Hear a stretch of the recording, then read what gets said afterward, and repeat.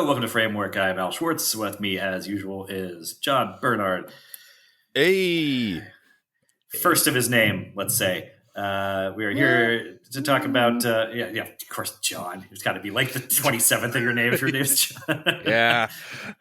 I mean, I'm directly named after my grandfather, but it's fine. As am I. And I am third of my name of House Schwartz. But we're here to talk about House of the Dragon Season 2, which aired its perplexing finale last night. Yeah, we're hot off watching the last episode of the season, which is gonna, I think, do us a little disservice here because I was really digging this season, and the energy I'm coming out with now is just sort of like it's confounding more than anything, and that's so. Look, man, we've been doing this a while. You and I, you know that the thing I love talking about you most is structure. That's my favorite way to approach stories, at least for this purpose. And fascinating how it creates meaning and guides our emotional reaction to things at the same time. And you know that the function follows the form in so many ways. And what I've come to decide here about House of Dragons are a weird thing that I'm still fully invested in because this is a world and a universe that I'm still very interested in. Like the culture and the history of this world is very always fun for me to dig into. And I love just hanging out there and watching overqualified British thespians move pieces around elaborately carved maps. It's a joy. Yes. Yeah. That's one of my favorite things. And there are several good characters here and good performances. And frankly, there's a really good story here, but it is a great story was structured very badly is what I've come to decide, and in ways that I'm just frankly baffled by. This is the problem with this finale. This really, it seems like we're right at the edge of at least some sort of cathartic moment or some sort of climactic. I mean, to be as blunt as possible, a battle scene. Something's about to happen. There are multiple battles of brewing. We've been building to this seemingly all year. I mean, certainly the Daemon at Harrenhal stuff is going to result in something. That's going to come to a event. There'll be something will come to a head there. No. We see 4 armies in 2 fleets on the march/sail in the closing montage, and then it just ends. It doesn't feel like a cliffhanger though. No, it doesn't. It just feels like the last episode is missing. Last 2 episodes, maybe. It feels like they ran out of money making the season, and they're just like, well, rather than change the season, we'll just not do the last 2 episodes. Yeah, so it became customary for Game of Thrones, the original series, to do the big climactic spectacle, the big battles in the penultimate episode of a season. And especially with the first couple seasons of that show, you get these finales that were more about resetting the board for the next season, and so they have the feel of premieres more than finales. Is what I would find when I revisited them. Somewhat. The best ones, though, did not. Like the Children, the season 4 finale. Season 6, yes, also had a pretty eventful. Yeah, after the big battle episode, still had a pretty eventful finale. These represent some of the best episodes of the show too. Right. But my point is for House of the Dragon is that this did have the big spectacle in the penultimate episode here, and then a more moving the pieces around the board thing for the finale. But it managed to not feel like a finale or a premiere. No, it just felt like episode 8 of a 10-episode season, except we're just not getting the last 2 episodes. Yeah. We got to lead with this because we just watched this episode, I guess. But it does the season a big disservice, and I'm not even. It's not that I needed a battle. Really, I needed some sort of emotional resolution to some of these storylines. I think I needed a battle. I mean, as it can provide that in some ways. I don't need spectacle. A battle is a way of getting at this thing, though. A battle is a resolution. It's what we've been building to narratively. Well, but a resolution is what you're asking for. Yeah, even if it's not about spectacle or violence necessarily. But yeah, you're right. Things do not feel resolved here, and that's why it doesn't. And it's also not that it doesn't feel like a cliffhanger, and that there is not a specific question of oh, does so and so live or die?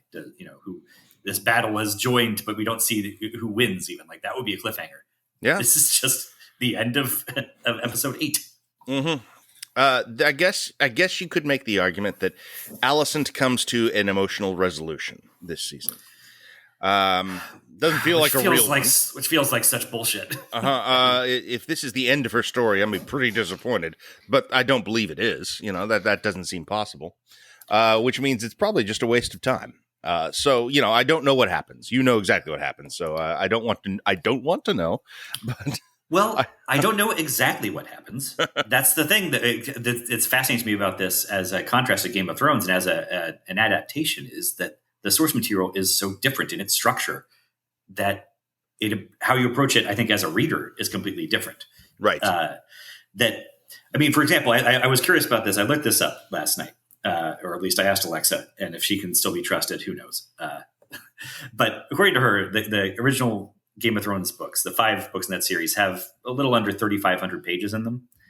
And they've covered approximately 3 years of story time in those books. The show went on a little longer. Maybe it stretched out a little more. But Fire and Blood, the source material for this show, is 700 pages long and covers almost 150 years of history. So by my rough math there, Game of Thrones, the show, had over 1,000 pages of material to adapt for each year of story time. Yeah. And House of the Dragon has less than 5 pages per year. Which is still kind of misleading because about half the book is focused on a couple of years where this big war is fought. But even accounting for that, say there's 100 pages there's still 10 times as much written material that Game of Thrones had to work with to adapt. In addition to the whole issue of perspective, where Game of Thrones is putting you in the heads of characters.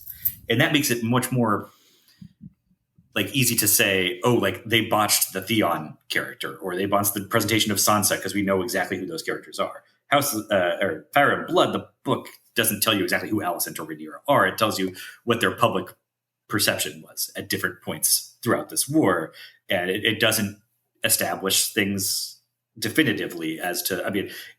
The dates of where and places where major characters die and where major battles are fought are definitively laid out. But what anybody's motivation is very much up in the air, and.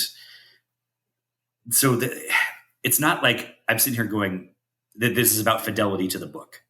Mm-hmm. You know what I mean? I can't say they messed up this thing that the book got right. It's just sometimes their approach to it is just baffling. What do you get out of approaching it from this way? It's a question I find myself asking. That could be a problem or it could be an opportunity. It seems to me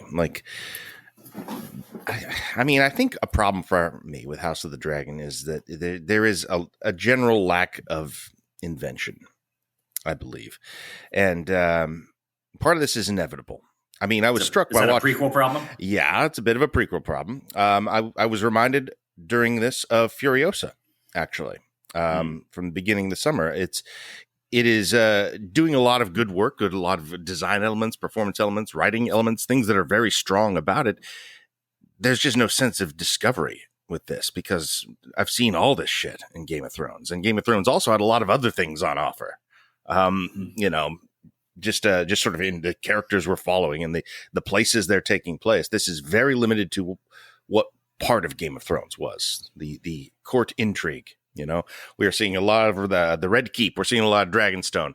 We're not seeing any new cultures, any new areas or places. We're spending time in Harrenhal, and it's very consistent with the Harrenhal that we knew, and it's kind of neat to see that. And there's the twins, the bridges that the Freys are running, and they're still creeps, but it is kind of just I know these guys, I know all these guys, even if I don't actually know these guys. It's the same old song and dance, and they have not been able to break free out of that, except occasionally when there's dragon fights. Which that is what it's bringing more dragon action than Game of Thrones is, but at the cost of all the White Walker stuff. And I don't mean that in terms of spectacle. There's a couple of good zombie sequences and one great big zombie battle that's great in the original show, but it's just the narrative spine that provided. That there was this more classical, Tolkien-esque fantasy thing about an evil overlord leading an army of unbridled evil to destroy the world of men. That gave a different flavor to things. This is, like you said, nothing but the court intrigue, which the court intrigue was, I think, the best part of Game of Thrones. It was. I'm not sad to see a show about that, frankly. I like House of the Dragon, but it's not breaking any new ground. That's for sure. And I like that existential threat too. They like it so much that they're still using it here. We're seeing the Night King. Exactly. You can feel that they miss it in some way. Yeah. They're still trying to thread it in ways that don't necessarily. I mean, I never mind those scenes. It gives Damon a little more depth, but it also highlights this. There's something missing here. That paring this down to just the best part of Game of Thrones doesn't necessarily make a stronger product. It turns out that something is lost with that excision. Yeah. But I think more than anything, it is just about structure. And this goes back to the sort of original sin that we went over, I would say last year, but actually it's 2 years ago. But starting this series 20 years before the actual war that is the story of the series starts, like, it was just such a mistake that I think is still hobbling it this far down the line. It gave us some extra context for certain characters, Rhaenyra and Daemon and Alicent and Cole, perhaps. And I guess a little for their kids, but really, like, the only part of that seems important is like Aemond. So, how he got his eye patch and his dragon is very important to his character. Right. But in exchange for that, like, it also meant we spent the entire first year skimming over the top of 2 decades worth of events. And every episode had to, like, reorient us and reintroduce us to the same characters and the same basic conflicts in a slightly different context over and over again. And now I had this hope that, okay, now we finally got to the fireworks factory at the end of last season, and things will going forward will be a lot smoother, but I'm finding the pacing is still all fucked up. So it feels like we're moving really slowly most of the time, but also not building up properly to the really big moments. I would probably not have this opinion if I hadn't just watched episode 8 of season 2. I feel like that did harm to the season because it kind of reveals, like, oh no, there wasn't really a story here. There wasn't really a form that they were expressing their story. There is, like, that's, I mean, even as much as the Fire and Blood book, I said the structure is weird because it is the outline of a story, but it's all there. Like, you could definitely see how to do things. I mean, even as much as room as there is to fiddle with, like, it could have been that Larys, the Clubfoot, was a heroic figure in this story, given how the book laid it out.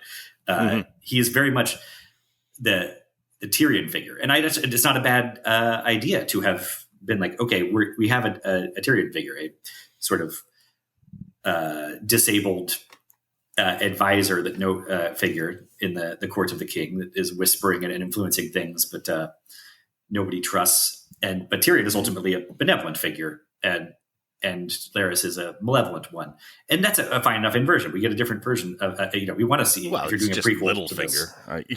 It's yeah, I know, but he's crippled, but he's got some of the same disability issues that drive Tyrion's psyche. But it feels like we haven't got enough time with it. Like 18 episodes into this show, I would love to see a comparison breakdown of how much screen time we'd spent with Tyrion versus how much we spent with Larys. I bet it's 1/8. Well, Tyrion was, ostensibly, he's probably one of the 3 most important characters on Game of Thrones. Larys is, well, I guess you're saying there's room for Larys to. He could have been. Yeah. Who are the most important characters in the show? It's Rhaenyra, Alicent, and Daemon, right? Those are the 3 leads, such as it is. Yeah. Aemond and Cole, I guess, are in the next tier, it seems like. And Corlys, the sea snake, should be, I think, higher up there. But I feel like that has not come across very well. Because So this is what I think one of the other mistakes structurally they made is focusing things way too intently on the Targaryens. There should have been, right from the start, more focus on the people around them, because the Targaryens are just too goddamn weird when you get down to it. And there's too many of them, and their names all sound the same, and they have to wear these stupid ass wigs that are Daenerys had to deal with in the first one, but she was one person among a cast of hundreds. I mean, one of the 2 most important, yes, but we weren't getting her in scenes with 5 other people in stupid wigs. Mhm. But like we get 6 episodes of Damon and Harrenhal this season, right? Oh, Jesus, And yeah. and that I don't think that material's bad. I like a lot of those scenes, and especially as the River Lords got involved when he's dealing with other people who are not Targaryens, like the more normally folks. Things are automatically more interesting. One of the best scene of the season, maybe, was little Oscar Tully having his big moment. Yeah, I like that. Helping and emasculating David at the same time. Mm-hmm. I mean, I half thought that the scene was going to end with Damon chopping his head off, which I guess is a cool tension. Yeah. Yeah. But I don't think that's objectively too long to be hanging out in one place in this show. I mean, I think in season 2 of Game of Thrones, I think Arya and Tywin spent about 6 episodes hanging around Harrenhal, and I never was bored in those scenes. No. But you see the difference, right? I mean, you see that, like, those are some excellent scenes. That's some of the best of Game of Thrones. And then, this stuff. Very much. I mean, Harrenhal maintains as it holds the same power it did in the original series. I like all the ghost shit. That's cool. Damon, I'm not getting. I'm just not. I'm kind of at the point with this guy where I'm just like, he's just an asshole. He's just a guy who sucks. I don't get what the big deal is. I think maybe there's context from the book I'm missing, but in Matt Smith's performance, in just the plain facts of this character and what he does and who he is and what he cares about, I'm just like, fuck this guy. I'm not that interested in him. Well, he's not the heroic figure. He's not Jaime Lannister, I don't think. That's not, like, we're not supposed to... Right, but what is he then? It's odd because he was one of the most, like, immediately clearly drawn characters in the first season. Yeah. And now we see it, and now you're lost the thread on him. But the other thing that I think is such a problem there is that even if that's spending half a season having him building up an army, like, that could be fine if those scenes are good and if other stuff is moving along apace. Yeah. But at the same time as that, we only get a single scene of Jaehaerys visiting the North and becoming such a good bro with the crusty old Stark Lord up there that is hard to deal with, that guy pledges an entire Northern army to send him across the continent to him. And that is, like, just as big of a deal as Daemon raising this other army in this other place. And yet one of them gets one scene and one of them gets 15 scenes. And there's one scene of him treating with the phrase to bring another army onto the black side. And we get several scenes of Daemon dealing with this Blackwood guy that he ends up decapitating in that scene we're talking about. Mm-hmm. But there's another couple of Blackwoods characters from the book that will be bigger deals at some point in this story that we haven't even met yet. And, like, Alicent has a whole nother son with a dragon. You may have picked that up in the final montage. Finally. Right. Like, did you realize that Rhaenyra has 2 other sons that are currently fleeing the Vale? No, I did not. I've kind of stopped trying to keep track of everybody. Is the thing. How many sons does Corlys have? I don't know. There's a lot, and I'm not even entirely sure who's alive and who's dead in some of these factions. Just because there's too many to kind of keep track of, and they're not distinguished enough from each other. Yeah, well, characters. I mean, even like starting with the premiere, let's say. Yeah, like that was a thing that we were kind of like people who read the books like, okay, the blood and cheese murder is probably the most appalling thing in all of Game of Thrones, which is a pretty, high bar to clear. And they kind of botched that because structurally they had not found time in the first season to introduce us to Aegon's son, who was going to be murdered, or his wife, who was going to witness that murder. And I did not know those characters existed until that episode. Yes. Yeah. So that's what I mean, like not build like. It's easier to move really slow, but we're also not building up to the big moments properly, so they feel kind of abrupt. And I think whether you read the book or not, that's something you feel in some way. That and then again, it just makes the pacing all fucked up, because then when we do slow down and have 4 scenes in the finale of Tywin Lannister mud wrestling in Essos, or the one sister running around the Vale looking for a dragon, like. That feels wrong too. Like, I feel like we don't have time for this. Apparently, we haven't stopped. Like, we haven't built up to the more pressing business enough that now it feels like you're just messing around. And I feel like the original Game of Thrones got away with that much better because it was juggling so many different storylines that every episode had significant movement in some storyline or another. And so, yeah, if somebody got bogged down in Bravos for too long or Dorne, like that could be a little annoying, but the show overall felt like it was still moving. There were more characters that were interesting on Game of Thrones. And that's what really sticks out to me. You know, like you'd be cutting between these locations. You know, you go to the Wall, there's, 4 or 5 interesting characters at the Wall beyond Jon Snow. I'm interested in Sam Tarly. I'm interested in Alliser Thorne, the bad guy kind of, the head of the Night's Watch, that guy. And what's I don't know, the little kid Ollie. All those guys are just going to be at the Wall. Like here, it's a lot more. It feels a lot more like Arya's time, in Bravos. I'm kind of just like, well, I know I'm following this guy, but the rest of it, I'm just not too invested in, and that's kind of a problem across the board here. There's no one even close to a Tyrion on this show. Damon lost that juice. Alicent is, I would say she was my favorite. But it's been a rough back half of the season for her. And she has definitely lost a lot of rooting interest for me in that time. So now I'm kind of just like, well, there's a couple of things you got there. One is I think that the casting here is just, it's not bad, but it's not as uniformly brilliant as the original show. I'd go with that. Game of Thrones is incredible. It batted like 0.995 in terms of casting, like exceptional actors all the way down the wire. Like it had, 200 significant characters whose like names we remembered for a couple of weeks at least.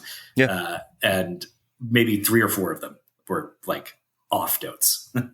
That's a tough one to clear as well. A high bar, as you'd say. Like any show's going to struggle to do that, and this one unfortunately just has the bad luck to be in direct comparison with it. Yeah, and there's some good actors in here. I've come around on the Kristen Cole actor. Actually, I thought for a while the actor was the problem, and it turns out it's not the case at all. I love Otto and Gwaine Hightower. Any scene with those guys is great. Put Otto back in this goddamn show. He was in the montage. Did you catch him? He's in jail, apparently. What the fuck? Yeah. Where? He's one of the best scenes of the season was Otto's big scene at the beginning. Mm-hmm. And then I was like, ooh, what does this portend? I guess it pretends no more Otto all season. and Gwaine has a couple of the best scenes of the season that feel like proper Game of Thrones things, where they're slowing down and doing, okay, now characters are talking about their feelings and their philosophy in a way that feels earned and real. And that guy is doing great work. He also is not bogged down by a platinum blonde long wig that looks like it came from a Halloween store, which helps. The Valerians are not so lucky. I feel like the whole Valerian family, except for Corlys, and I guess and the grandparents have these proper British thespians, and then the rest of them, no offense to those girls, but they have not distinguished themselves as characters or as performances. And the Valerian brothers now, the bastard brothers, this is one of the most baffling choices that I can see, because in the book, not that you have to stick to it that closely, but these guys are teenagers at this point. They're like 14 and 15. Mm-hmm.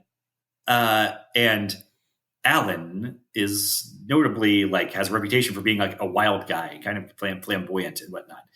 And they have cast these actors who are 25 and 35, but could pass for 5 or 10 years older to me.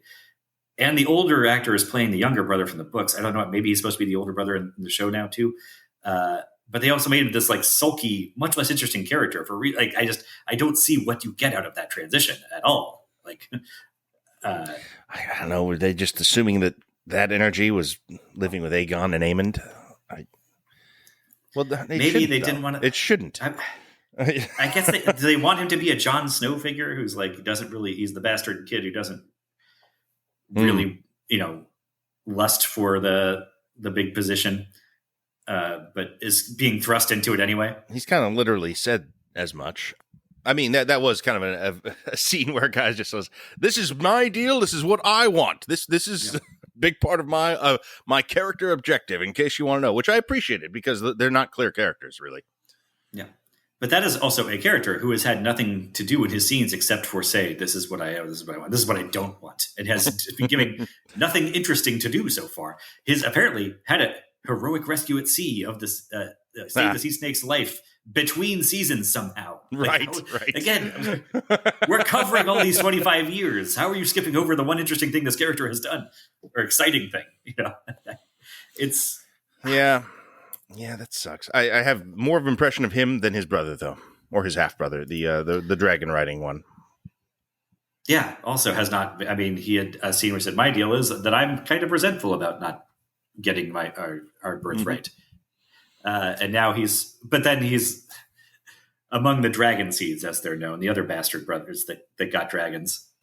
He's this sort of like more sensible one, I guess, compared to the more responsible one.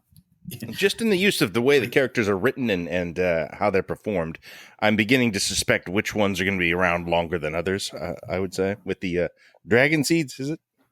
Yeah. That's what they're called, sure. Yeah, I like, this is one of the more successful things on the season, honestly. The dragons finding new riders among the small folk, or I guess the middle class folk. I'm not entirely sure. But they're all small to the Targaryens, right?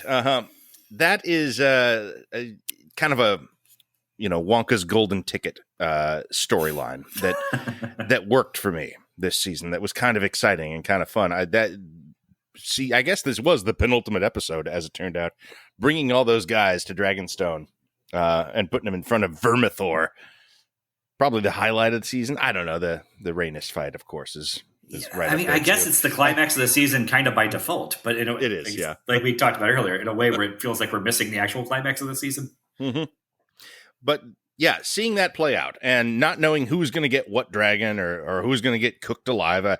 They showed us the Ulf and I don't know, the other dude, beard guy, who I like a lot. I don't remember his name though. Hugh, showing them both on their way there. And then with one dragon, so you assume at least one of them is going to go up. They kind of had me there. That was good. And I did feel like they kind of could have used another, a Veruca Salt or somebody who we did get to meet earlier in the season and follow, and then didn't make it through this part. The one guy that they had to kind of establish it was the least convincing potential dragon rider possible. Yeah, there was no way that guy was getting on the dragon. It was. I mean, obviously he was a sacrificial lamb, but the dragon starts growling. You can just like feel like the dragon's just growling at him, like, "Where the fuck is your chin?" Yes, you think you can ride me? So yeah, more of that wouldn't have minded. I mean, it's just sort of active stuff too. It's just like, well, let's just keep feeding people to the dragon until one takes. That's fun, and that is kind of doing its own thing. And a source of tension, and I'm kind of interested in the new characters that they're bringing in. Like, I certainly didn't expect Ulf to be a character on this show. Not really. And there he is on a dragon now. That's fun. Well, I don't like the character very much, but it is neat that he's there.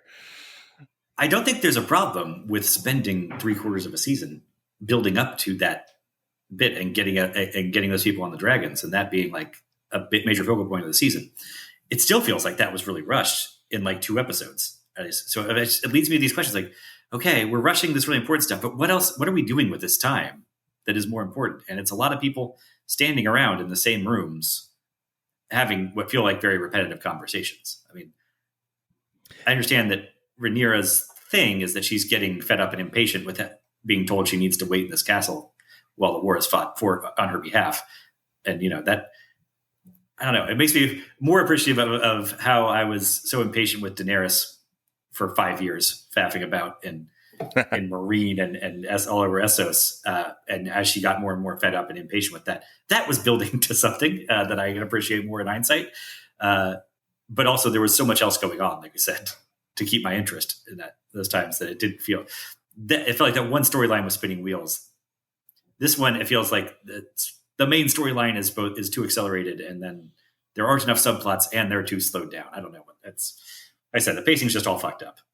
It's a tough thing, honestly, to tell a story of this type on this scale with a lot of elements that people already kind of recognize, that's a hard job. Like pulling that off, making it feel fresh and exciting and interesting when it is, actively, franchise extension that is trying to summon up the thing that we liked about the thing that was popular and then turned people off. So they're like, no, remember, this is the stuff you liked, but with all new characters and scenarios 100 years earlier. This is all really tough stuff to make this work. The bad version of this is, I don't know, like a lesser Disney Plus Star Wars show. I guess it'd be almost impossible to do that with this. It's just such a dense tapestry of characters and shit. But a lot of the reasons it exists are the same, I'm afraid. Well, again, I do think there is a story here worth telling, and it's strange how they have approached it, and that we've gotten 2 seasons in and sort of only gotten our foot in the door. I mean, this is a story about a civil war, and somehow we have covered 25 years of story time and only depicted 2 battles of any significance whatsoever. And one of those, you probably don't even know which one I'm talking about. That's true. Was covered in a jump cut at the beginning of this season, where the 2 little groups of boys in the Riverlands got into a spat, and then it's like smash cut to 1,000 bodies slaughtered there in a thing on fire. That was it's like a local tiff. Yeah. Okay. Yeah, but that could have been. You could have spent an entire episode building up to that battle and having that be a bit of spectacle. If you're going slower and methodically throughout this thing, like that could have been an early season bit of spectacle and to whet our appetite. But again, the pacing is all over the place, so that gets jumped right over. The Rook's Rest thing, where the dragon and dragons die and whatnot, like that, they nailed that one. Like they actually built that up. I think over the course of an episode, it was climactic in that major characters died or were disfigured and mangled permanently, and there was shifts in power that the Aemond is now in charge. Like that was done. Like that's what's aggravating about this, and why I'm not like this show sucks. It's like they can do it, obviously, and there's more to be done. Best episode so far of House of the Dragon was the Rook's Rest fight. And yes. I mean, this is like, I don't know. I guess it was a thing in original Game of Thrones that the singular battle episodes, like, your Hardhomes and Blackfires would be standouts. So I guess there's precedent for that, but it really is kind of just like, I hate to say it, but you get some dragons fighting, you get some characters dying, and the whole thing is just all of a sudden much more entertaining than it used than a regular episode. That is a really, really delightful bit of television, and the dragons fighting. We've never got a better look in Game of Thrones at dragon warfare. Even through the original series, that was the best they've ever done on that. It feels like all the money for the season went there. It's an exceptional high point of the whole thing. Really. And I think they've done a good job here. One thing they've done better than Game of Thrones originally is making the dragons feel like characters in their own right. Yeah, for sure. We kind of know the personalities of the different beasts, They're all kind of sassy bitches, really. Well, yeah, but Vhagar is a craggy old lady that... yeah. But, I mean, I think you're right, but there is something there about... It's actually a really basic point, but I think it gets lost in, especially as we got into like episodic recaps and reviews and grading every episode as we go and all that, is that, yeah, it shouldn't be a controversial statement to say the climax of a story tends to be the best part of the story. But also, like, not every episode can be the climax. Like, right. And it's nice when there's like an early, like a Rook's Rest or I think you mentioned Hardhome from the original, like that being not a finale, but was very climactic or very, very big and all that. And that is the kind of like offbeat pacing that is exciting when you can't write off, like season or episode 3 of the season is just going to be a moving the pieces around where nothing that important happens. That's what keeps you on your toes a bit. Mm-hmm. Well, I mean, there are other things that are great that I really enjoyed, worth pointing out, that are moving the pieces around on the board. You know, you can nail those scenes, and they're great. The Otto Hightower scene with Aegon, that is a great scene. That is a climactic scene. That is it happens in the second episode of the series, the season. But it's also just it is this intelligent character coming in and overplaying his hand, and everyone realizing at the same time, and the power dynamic is such that everything shifts over the course of the scene. It's just a fun scene to watch actors play, you know? Right. It is dramatic. It is rises and falls. It is many of the same aspects of Rook's Rest. It just takes place in a room with 3 people. So you can make those connective scenes sing. They can be great. Game of Thrones was excellent at this. And would that scene have been better if there had been 3 more scenes of Otto trying to advise Aegon? Like, we had a better sense of their relationship between those 2 characters. Oh yeah, well, more Otto scenes would have helped on their own, but yeah, and knowing what the shape of the season was now, maybe move that episode a little farther in. You know, maybe move Rook's Rest a little farther in while you're doing the hunting for the small folk to ride dragon stuff. There are like you're saying, structural things. Just the allocation of screen time, I'm saying, is so off, and I do think I thought this before when it was first announced that the way to approach this was more focusing on the non-Targaryen characters and have a sort of our perspective being a little on the outside looking in, or trying to, I guess, ride the dragon, keep the tiger by the tail as they start tearing the whole country apart, fighting each other, and that would be a more interesting and relatable in. And I feel that way still, I guess, that every time we do go a little outside of those incestuous inner circles, the characters are more interesting. I guess even Otto is kind of in there, but out of there, Right. Well, it feels like the common feeling, I believe, is that Team Black is the one everyone's rooting for. Like, it's a pretty easy choice. But Team Green is the more interesting ones to watch. I think so. I mean, I don't know how you'd make the counter argument on that. I'm losing a little patience in Aemond. This we're talking about casting. Yeah, this is. I think it might be bad. I can't. He may be a great actor. It's hard to tell because he's just got too much shit on his head. Yeah. It's just the characters. Murders this character for me. I cannot take him seriously at all. He's got too much just accoutrement all over his face. I mean, I'm kind of like missing the nuance of a Ramsay Bolton from some of these, which is an odd thing to say, but that actor, he brought it, and they wrote a lot for him. He could deliver a scene, too much, sure, but the actor was finding interesting things to do and play in a way that Aemond it's impossible. There's just no chance for him to do that. So he kind of just has to be like, I'm the villain guy. I'm the villain, and that's kind of true of a handful of characters on this show. Daemon at his worst feels like that sometimes. It's, and none of that comes across as well. And really the show is, ever since Joffrey died, the entire franchise has kind of been searching for a Joffrey and fumbling a little bit, just trying to find that juice again, Yeah, I mean, I'd say the biggest, most significant casting misstep of the original series was the Euron Greyjoy. And, the worst. Yeah.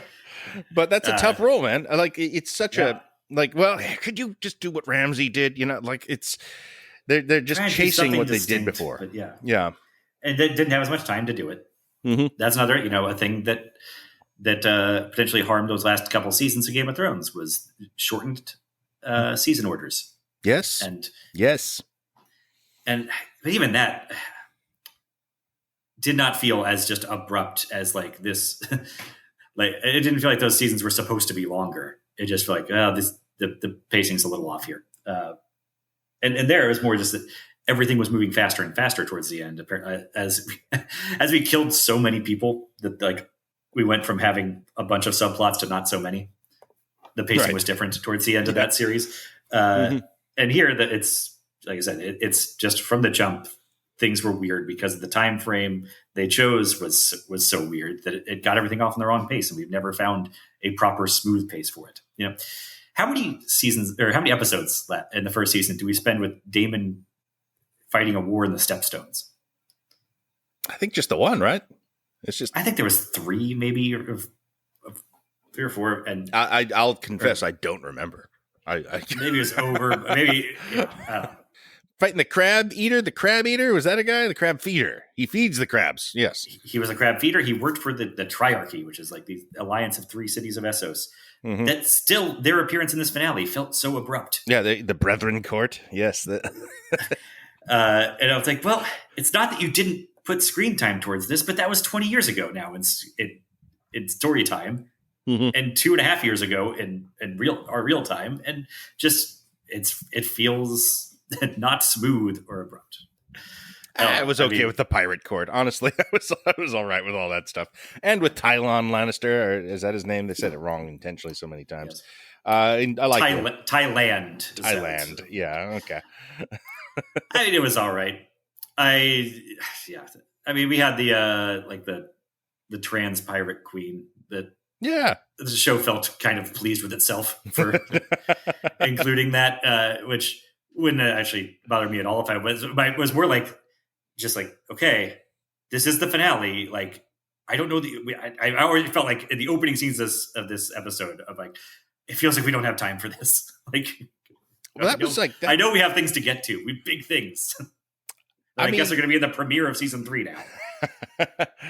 I was okay with all that. I thought it was kind of fun. The show kind of had like, a pirate council and a mud fight. I was like, okay. I enjoy Tylod. I'm going to say his name wrong forever. It was a long mud fight. Yeah. I don't like that I have watched this new Pirate King character mud wrestle for as long as I've gotten with like the head of the Stark family in this entire series. Well, I mean, I was hoping they'd do something. I was hoping they would fight Corlys like they wanted to do. I wanted to see that this week. I guess I'll wait 18 months. That's fine. That also doesn't help. Knowing that we have over a year to wait. Like, God damn it. All right. There's a couple of other things, I guess, to mention here. It's amazing how much that wind took out of my sails from that last episode. Because I was very positive on this show up to that point, and I still like it. I was entertained this year, but sorry, go ahead. Yeah. I'm just blown away. There's 2 things that I want to talk about specifically with you. Mm-hmm. One is the Rhaenyra and Alicent relationship, and one is more just the prequel status. Sure. Which I do think this is an interesting counterpoint to Furiosa, is in that these are the 2 examples of prequels I can think of that it seems like maybe we're finally, after like doing 25 years of prequel stuff now, getting to the point where people are starting to make them where I think actually you're introducing a new person to this series. You might actually have them watch the prequel first and then the original thing that it spun off of. Interesting. I mean, I will have to see how it all plays out. The original Game of Thrones is so engaging right away, that this show is not. This show requires like homework. You got to be tracking family trees and shit up front. Yeah, which I guess you got to do in Game of Thrones. Yeah, you had to do in the original too. This maybe it presumes reasonably a greater like buy-in and knowledge on the audience's part that maybe we don't need to spend as much time laying out just like what a great house is and what the geography of this world is. I do think this has occurred to me. The thing they kept the theme music from Game of Thrones, but did a new opening credit sequence. I think that they actually should have switched that around and wrote new theme music, but kept the map conceit. The map was very useful. Yeah, that was such a useful thing. Actually, I appreciate that so much. Like now, I know the geography of Westeros in and out now. Having watched all of Game of Thrones 3 times and read all the books, I could draw a pretty good map of Westeros from the top of my head. And I've played hundreds of hours of the Game of Thrones board game, so I actually know, like strategically, why you want the neck to be. I didn't know you played that. I've similarly played the shit out of that board game. It's good, right? It's an amazing adaptation, actually, in how it's long and complicated and punishing of the smallest mistake. it's kind of incredible how like those thematic elements of the story actually kind of come through in the game design. Whole other kettle of fish. We don't need to get into that now. I just said how being versed in geography is so important. Those map scenes I talked about are always very important. And I think maybe you would be kind of lost. Like the show presumes they can do one scene with the phrase because we kind of already have a context for what the phrase are. And maybe somebody coming to this first would not have that and not be as... Or I guess the significance of the bridge that crosses the Riverlands is also kind of like, that's their deal. Yeah, that's the phrase bridge, yeah. Yeah. But I guess this goes back to the structural problem, because you couldn't have done that, now that I think about it, because the first season, the credits would just be going back and forth between Dragonstone and King's Landing. Back and forth throughout the entire credit sequence. Yeah, I mean, you're adding Harrenhal. I guess you'd go to the step zones. Yeah, I guess that's true. But they should be out there more. That's what we should have gotten. Like you said, we should be exploring new parts of this world, new parts of this map. We should have spent a lot more time in the Reach by now. We spent a little bit of time in the Vale of Arryn, but I would have liked another half hour there at this point. If it meant we weren't in the same Dragonstone set, perhaps. Dragonstone always one of the least interesting places. Is there? Do people live there? What's going on? It's cool architecturally. But I don't even know if there's a city there. I don't know if it's like a big summer house for the Targaryens, or if it's a place where hundreds of thousands of people live. Well, probably not hundreds of thousands, but is there a population on Dragonstone? Still not sure. I don't think for the amount of time we've spent there in both series, that does feel like you should have a better idea of that. Yeah, but yeah, I do want to see more of of the Vale, or see what's going on at I don't know, the castle where they throw you out the top of the all those really amazing places that they just brought to life in Game of Thrones, and you were always kind of on your edge of your seat, be like, what's Casterly Rock going to look like? Like it was always kind of coming up with new places, and it seems like, nope, well, we filled out the world. Here's a story that takes place within the stuff you already know, and that's missing part of the formula. Yeah. Well, I wouldn't have minded 3 episodes of Tywin Lannister jumping through hoops in Essos trying to get those guys on board. If that character could use a little bit more time, yes. Yeah. So, but I wouldn't mind that if everything was going slower at that pace. Or like if it didn't feel like we were rushing through the big stuff, then I could take some more time to luxuriate in some of that, just exploring the different corners of the map. Yeah. I did not expect to be complaining this much. I'm sorry.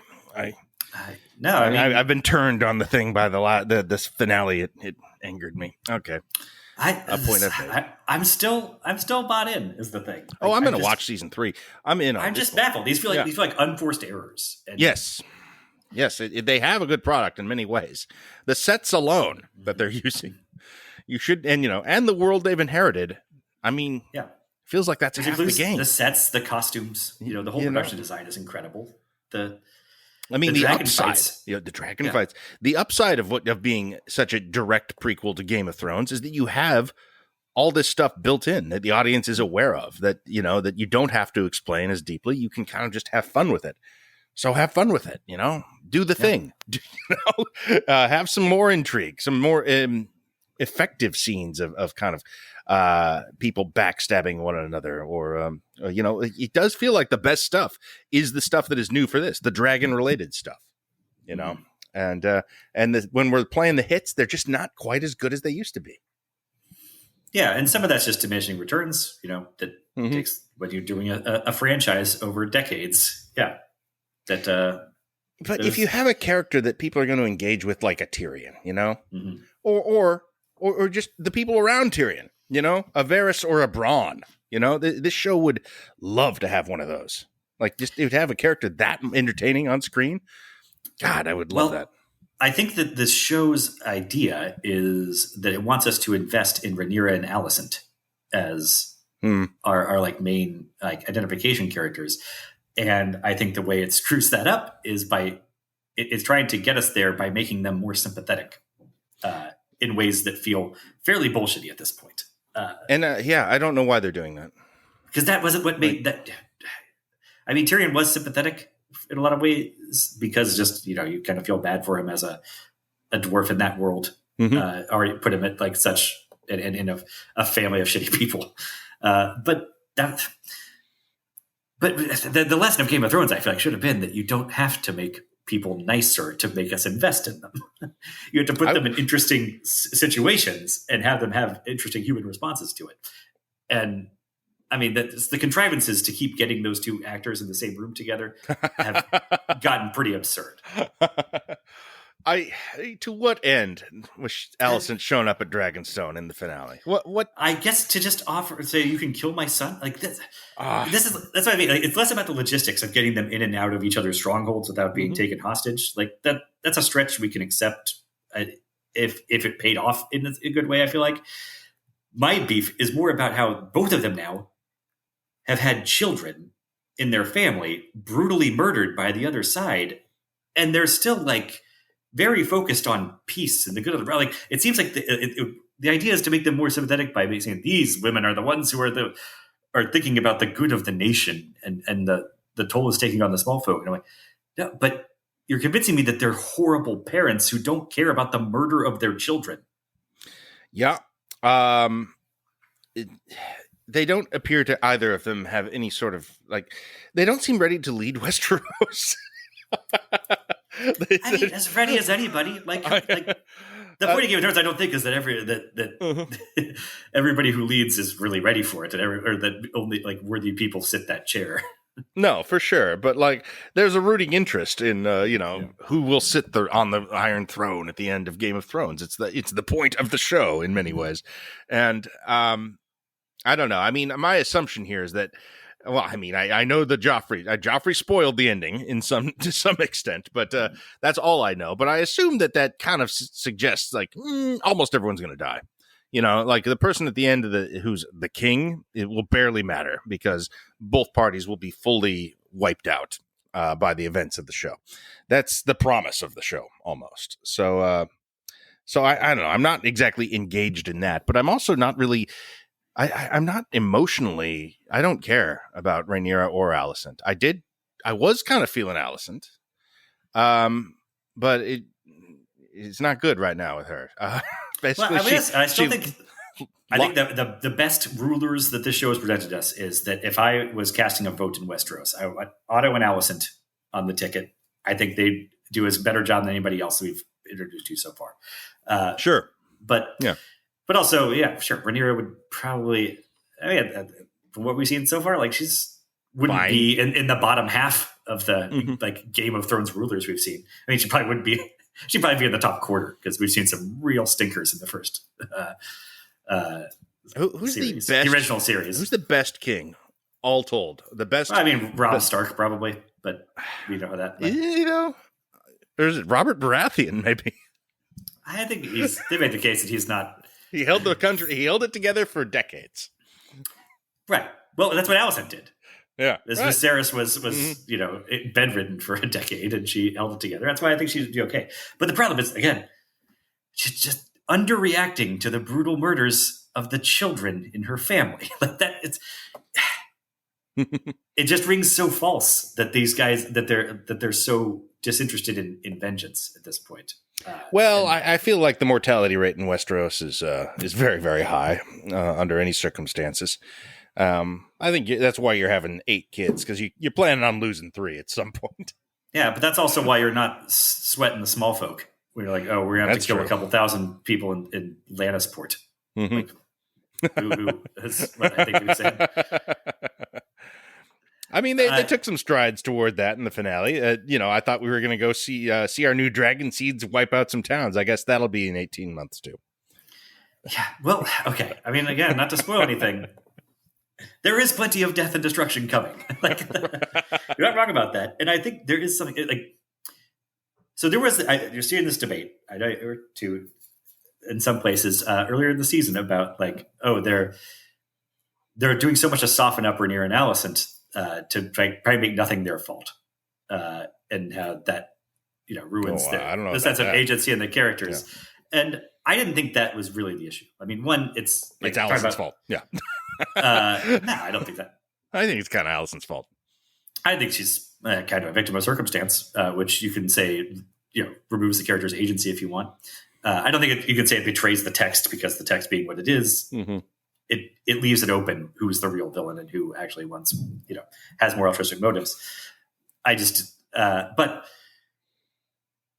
what I think what I thought we're getting at here, what I think is still kind of available in the cards for them, is this idea that this war is not any one person's fault exactly, Right? And it does get away from them, and that is like we were talking That point's not too been long ago made about very thoroughly at this point.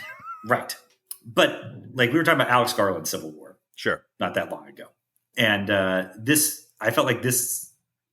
Again, the season stopped abruptly without really making this point as strongly as it could. But it seems to be what a main theme of this show would be, and what the story would be at this time is just sort of the absolute horror of a civil war. How, yes, everybody can have perfectly good motivations. Yes, their children were murdered. That's a very strong motivation. I feel like the show's underplayed that. But also, like, without anybody really wanting it, these things can spiral way out of control very fast. And how maybe this is a message that contemporary America would do well to have drilled into us in fiction a couple of different ways, is actually the worst thing that could happen to any country is a civil war at any point. Yeah, like, almost anything is worth avoiding that. And you can see the sort of the demagogues and figures that sort of thrive in the chaos that claim power by destabilization. That's a thing that you can point at in here too. Yeah. And that will be in the show.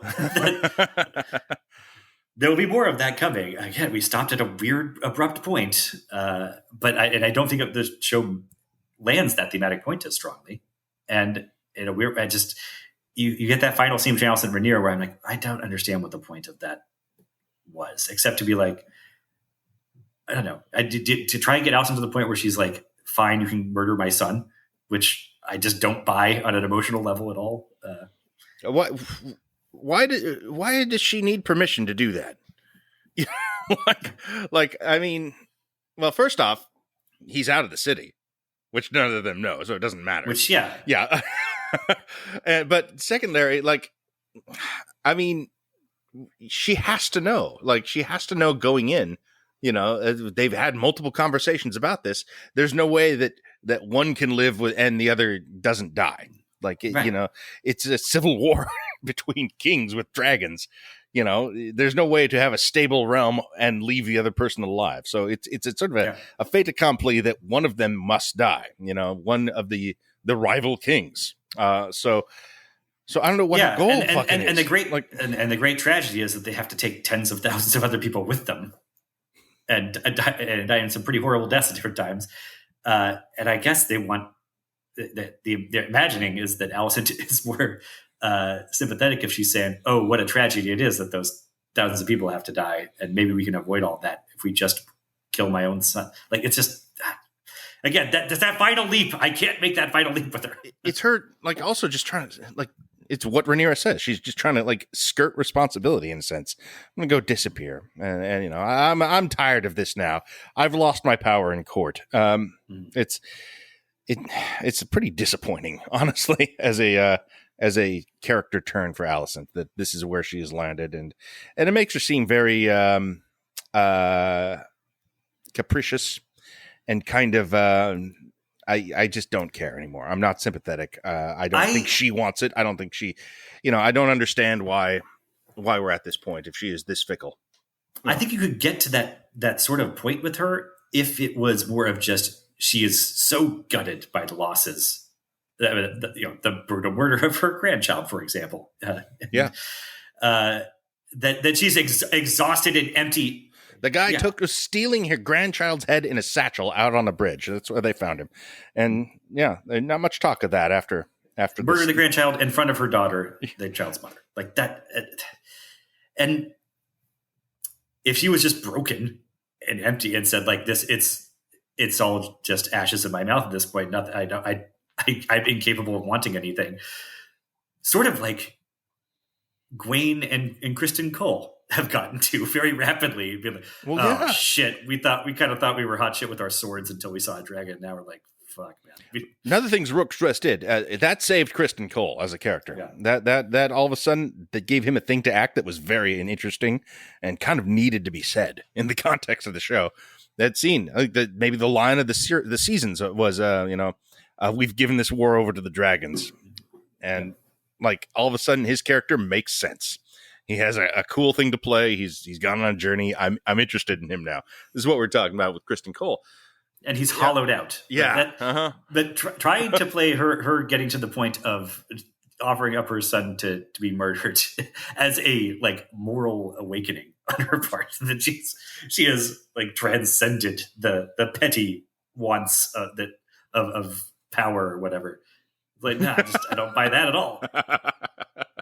I can buy that you're a gutted, broken person after what you've been subjected to, but that would require a different character arc, and different performance, and different scene. Yep. I mean, I don't know what happens with Alicent. I assume she's back in the mix though, because otherwise, man, what an unsatisfying end. I imagine. I mean, it doesn't seem like characters just wander off and stop being part of the story.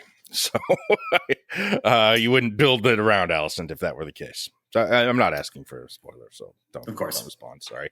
But you're right. You probably wouldn't build her to being a main character of these first two seasons if she ended the second season by walking off into the woods and never being heard from again. Exactly. Yeah. So it's it feels like wasted time here. Wasted energy, especially since very little, aside from this sort of tentative deal, which seems guaranteed to explode and not work right away. I mean, he's not in the city.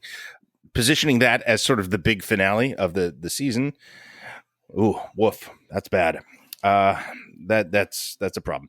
Yeah, again, I keep saying this. If we'd done this episode, 2 days ago, without having seen the finale, I'd be so much more positive on the season as a whole. Yeah, I would. I realized 5 or 6 episodes into the season that it was only 8 and not 10, like last year or last season at least, and that threw me for a loop. But then I thought, okay, I guess I'll have to do Strike, right? That was the 1-2 punch. Is that what it was? I think so. Yeah.